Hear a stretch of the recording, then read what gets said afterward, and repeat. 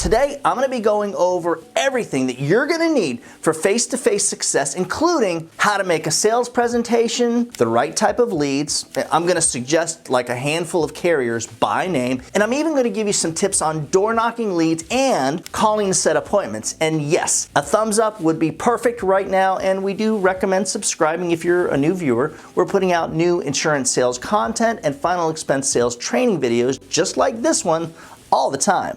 My first full-time calendar year, I actually made over $200,000 selling final expense insurance on a face-to-face basis. And guys, keep in mind, that was after lead costs and all expenses, 100% profit. Here we are 10 years later, and things are a lot different. Now, assuming you're wanting to do this as an independent agent, you're gonna need to contract with a handful of carriers. My suggestion for face-to-face sales would be AIG and Great Western for guaranteed issue, SBLI, Savings Bank Life Insurance Company, Royal Neighbors of America, and finally Transamerica. Now, between these 5 carriers, you're going to be able to cover most clients between the ages of 0 and 85 years old. Starting with pro tip number 1, make sure that you do a mock application or practice application for each carrier before you make your first sales presentation. You absolutely do not want to be fumbling around in front of your clients, especially when you're new, because I hate to say it, they're going to sense it, it's going to change things. What'll happen is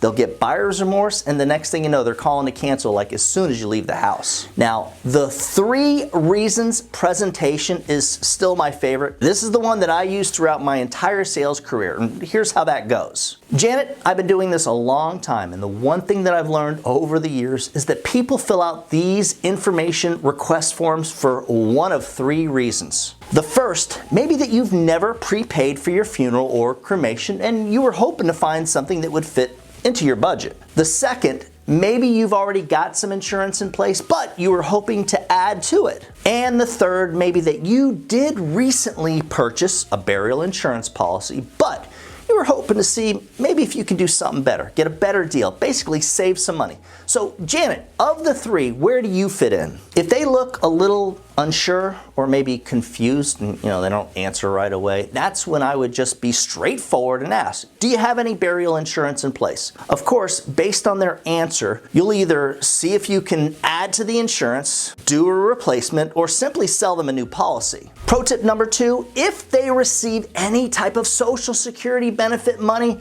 always, 100% of the time, set up the monthly draft on the exact day they receive their funds. Failing to do this is most likely going to end up with you being in debt and out of business. Trust me, I've seen some really bad stuff happens with agents that just did whatever the clients told them. There are several things that absolutely must happen during your first final expense sales presentation. Now, the first is to find the need and get the client to actually admit this, which is what we just did. The second is to build rapport and make sure that you separate yourself from all the other potential life insurance agents that these folks might have already met with or are going to meet with. Janet, the good news is that I don't work for any insurance company and I don't have to sell any specific product. As an independent insurance agent, I actually have access to all the top carriers. Therefore, I'm going to be able to provide the best rates available to you based on your exact health and your financial situation.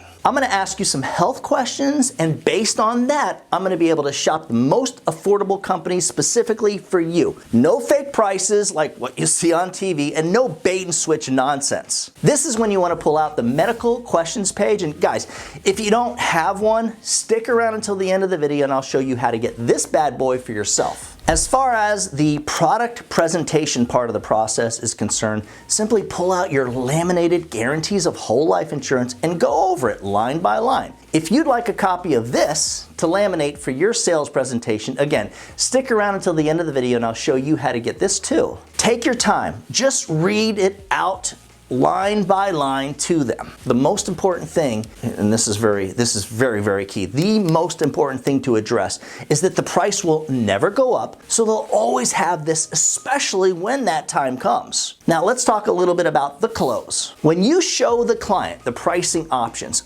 I suggest sharing 3 options and make sure that that bottom, that cheapest option is no less than $65 a month. Showing anything less than like maybe $50 per month on the first go around is a total amateur move, so don't do it. And assuming that you're a professional salesperson, you already understand that if you fail to do this part of your presentation correctly, you're gonna come off as, well, more like a customer service representative, and no one's gonna buy from you. They're just gonna wanna get rid of you. Be firm, smooth, and professional. Use strong body language and lots of energy, excitement, and enthusiasm throughout the entire presentation. If you're monotone, you're gonna fail. Okay, back to the close. Generally, what I do during the close is write down the 3 options and read them out loud to the client while showing them line by line. What I end up saying is something like this: Janet, of the 3 options, which would you like your daughter Sarah to receive when you pass? I shut up, I don't move, I keep eye contact, and I react accordingly. The 2 main reasons that people don't buy is due to the cost and or lack of trust towards the insurance agent. If I think it's about cost, I'll do a price drop and sell them something more affordable. If I think they don't like me, or maybe it's just, lack of trust, I'll share a little bit more information about myself. Basically, I'll share a personal commercial while I show them like my insurance license and explain what it means to be an agent of the state and to have this license, and how my job is to simply make sure that my clients are not leaving their loved ones stuck with the financial burden of having to pay out of pocket when the loved one dies. Now that you've closed your sale, this is when the work actually starts. Send up the application, follow up with the carrier, and make sure that your client is actually approved as applied for. Leave the client with the policy summary so that they actually have something professional from you that has like your information on it, along with the monthly premium and draft date. Guys, again, you can get this form from me too. At the end of the video, I'll show you how. Of course, you want to leave them with like your business card and a carrier brochure too. What I used to do is I used to have these folders printed out with my agency name and logo on it, and then I'd leave that with the clients. But honestly, that's kind of overkill. It's not necessary with our market, especially when you first get started. Once you've gotten back home and you've verified that your new client has been approved, put their information on your CRM and make sure to shoot them out, like, I want to say at least a couple messages throughout the year, or maybe just call them a couple times over the next year. Birthday calls are great, like a holiday card, a Christmas card, even like a text for Thanksgiving can do wonders for building that relationship and trust. If you decide to get into Medicare sales later, you've already built up the relationship, and your existing book of business will be the perfect market for that. Very important. As soon as you verify that your new client has been approved, stick a thank you note in the mail, and again, remind them of the monthly draft date and the premium.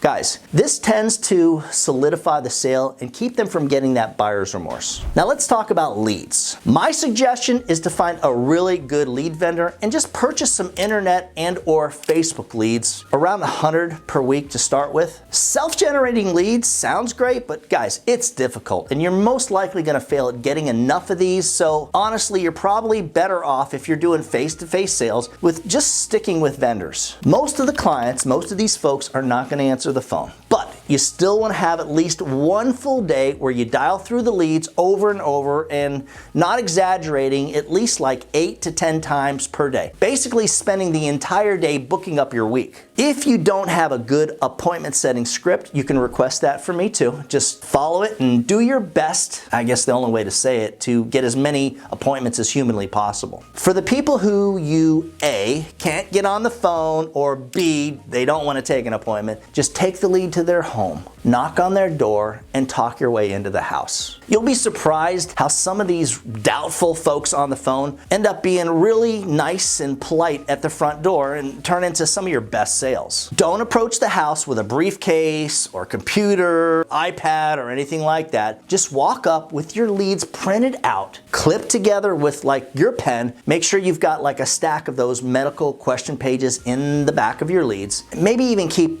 I want to say your laminated guarantees of whole life with you too. Once you've gotten their medical information, just excuse yourself and go to your car, grab the rest of your sales materials, your laptop, your electronic device, whatever it is that you're going to be using to send up the application. Back when I sold face-to-face, one of the things that I eventually did was find a really good appointment setter that would work for me, kind of like as a team. Really, that's how we did it. So when I was out there door knocking in between appointments, she'd be on the phone calling to try to book me up other appointments so that I did less door knocking each day. I also drove several hours away from home. So yes, staying the night in some cheap hotels is kind of part of the deal for most of us. Otherwise, you'll never really be able to get enough leads in a specific area to earn the type of money that you're hoping to make, assuming that you want to, make at least $100K a year. For a copy of the medical questions page that I mentioned earlier, the guarantees of whole life insurance, my appointment setting script, and the policy summary that I leave for everyone I sell, and you got to name these 4, otherwise I'm not going to know what to send you guys. I've got like